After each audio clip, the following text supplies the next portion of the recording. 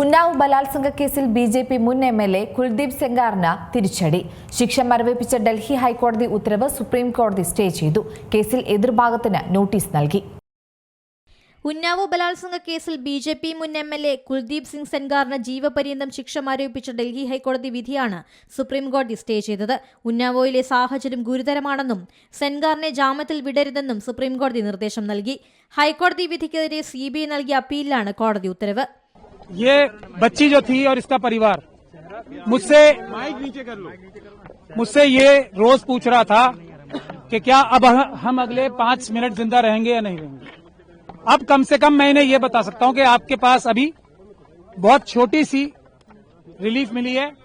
बिल्कुल हमें इसको विक्ट्री नहीं कहना चाहिए. मैं इसको विक्ट्री नहीं कह रहा हूं. ये विक्ट्री नहीं है.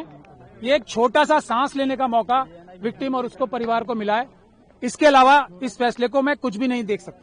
ചീഫ് ജസ്റ്റിസ് സൂര്യകാന്ത്, ജസ്റ്റിസുമാരായ ജെ.കെ. മഹേശ്വരി, അഗസ്റ്റിൻ ജോർജ് മസീഹ് എന്നിവരടങ്ങിയ ബെഞ്ചിന്റേതാണ് നടപടി. സാധാരണയായി പ്രതികളുടെ ജാമ്യത്തിൽ സുപ്രീം കോടതി ഇടപെടാറില്ല. എന്നാൽ ഈ കേസിലെ സ്ഥിതി വ്യത്യസ്തമാണെന്നും കോടതി നിരീക്ഷിച്ചു.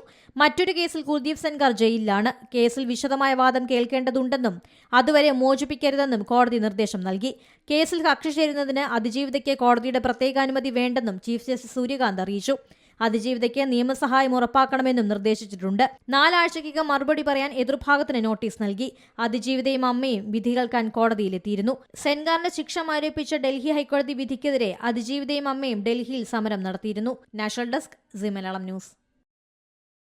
ഏറ്റവും പുതിയ വാർത്തകളും വിശേഷങ്ങളും വിരൽ തുമ്പിലറിയാൻ സി മലയാളം ന്യൂസ് എല്ലാ ഡിജിറ്റൽ പ്ലാറ്റ്ഫോമുകളിലും ലഭ്യം.